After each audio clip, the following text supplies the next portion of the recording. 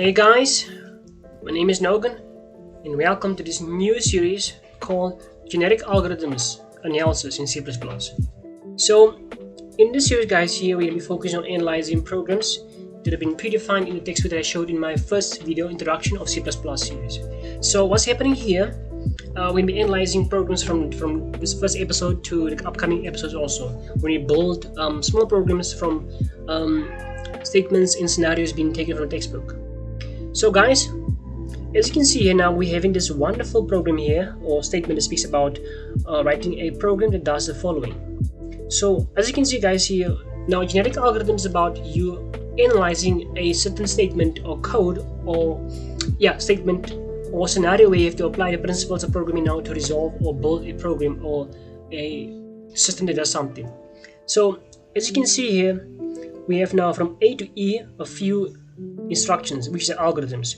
It speaks about, it prompts the user to input 5 decimal numbers. Now in this analysis of this series speak, we'll be focusing on keywords that gives you like a hint how to build programs. As you can see, the user is input now 5 decimal numbers. So this is already a hint because now 5 decimal numbers. Remember now in my C++ video about C++ variables and data modifiers, I spoke about the types of variables you can declare in C++. I'm going to link the card on top there, check it out so you get like an understanding and come back to this video. But in the video I speak about now the principles of where you can now declare variables of type int, double, float, character and boolean. Now here, this statement gives us a hint, so we have to declare 5 variables of decimal numbers using the double keyword. Afterwards now on B speaks about print the 5 decimal numbers, which means you have to print them out of course using the CR statement in the fourth video of mine, which is the basic input output operations of C++. I'm going to link the card on top there also, you can guys check it out. And after that we have to focus on C, speaks about now converts each decimal numbers to the nearest integer. So we're going to be using something called static case convert in C++. You convert now numbers or variables from one type to another type, as you will see in a moment. And afterwards now you have to also add those 5 integers together, and you have to print the sum and also the average of those. So guys, this gives you a hint, which means you have to declare a variable for sum, average and also for 5 decimal numbers. So what's gonna happen right now guys here, let's jump back to Visual Studio. In here I'm gonna say double num1 is the first variable, double num2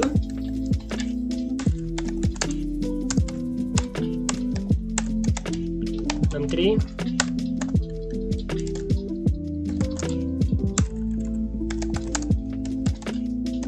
num4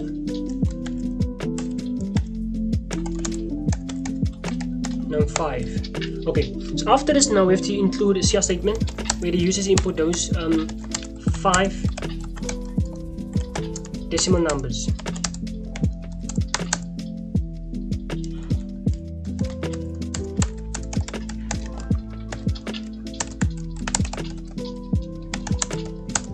Okay, give me number 1.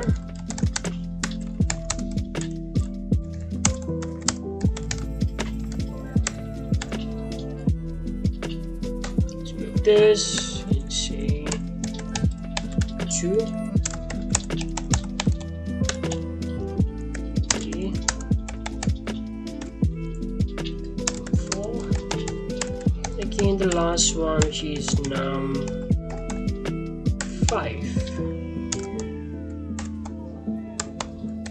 Awesome. So after this again guys, you have to also see out those variables, which means you have to print them out, those 5 decimal numbers. So I'm going to say again, see out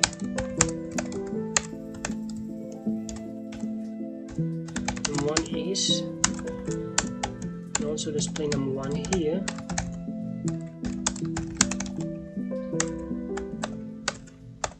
Okay, I'm going to just copy this and paste it 4 more times.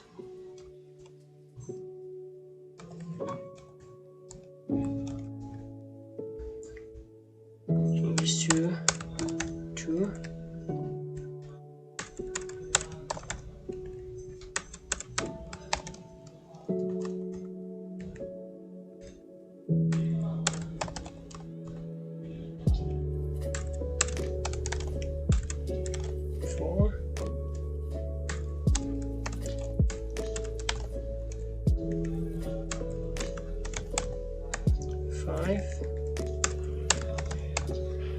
Awesome. So after this, guys, you have to also convert those, which means when you're doing conversion, you have to convert the memory location or that you declared in your computer or your memory. If you want to modify it now, using this static case converter makes it much more functional. Because I'm going to say now here num1 again, we have to change now the data being stored in that memory location of num1, which means we'll use the static keyword, static case keyword, and also use now this less than equal signs to convert in this the num1 again, because you have to modify the memory location of that. So I'm gonna just highlight this, copy and paste it 4 more times also again. So just paste it 4 more times.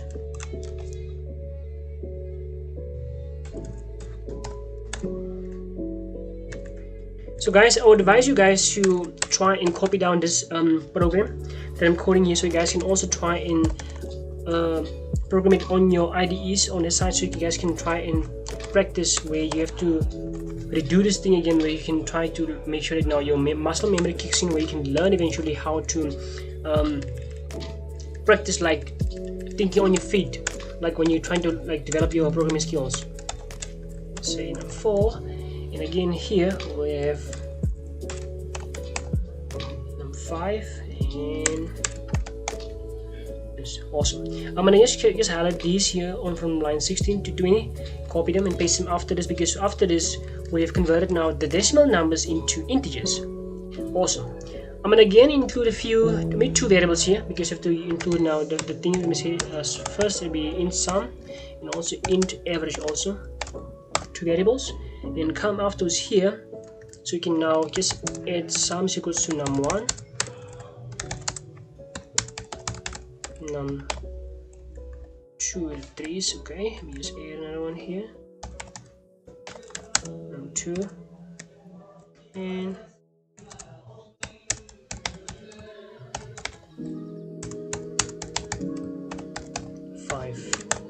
awesome. Shell segments, you can see the sum is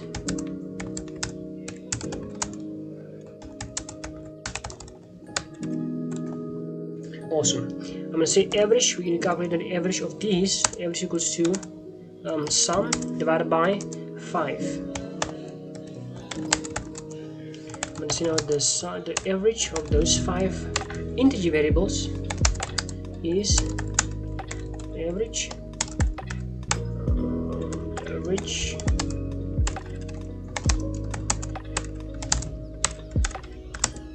Making mistakes. Okay, awesome. So guys, as you can see, we have a complete design program now based on the statement here, which is awesome, of course. Afterwards, now let's Ctrl+Shift+B to compile this and see if everything's on point. Awesome. As you can see, we have a warning, of course, because now it's about the static case conversion that we did there. Small from double to integer, it's fine. Awesome. So after this, guys, let's go and run our program here. Hit local window debugger. Okay, I'm gonna say now 10.56, 10, let me see 100.45, 98.12. 74.52, and also I'm going to say again, let me say 1000.999. Awesome. So guys, you can see now after inputting these 5 decimal numbers here, if you come to this line of code here, we have now these being displayed based on the statement. So after this, we have now this num1 until 5 being converted into integers, you can see here, because now here we have 10 and here we have 10.59. After this, we have this 2 being displayed here. The sum is this and also this. So guys, as you can see, our program works on point now, and we managed to in this question to build this program. So I hope you guys enjoyed this video. Please don't forget to like, subscribe to the channel.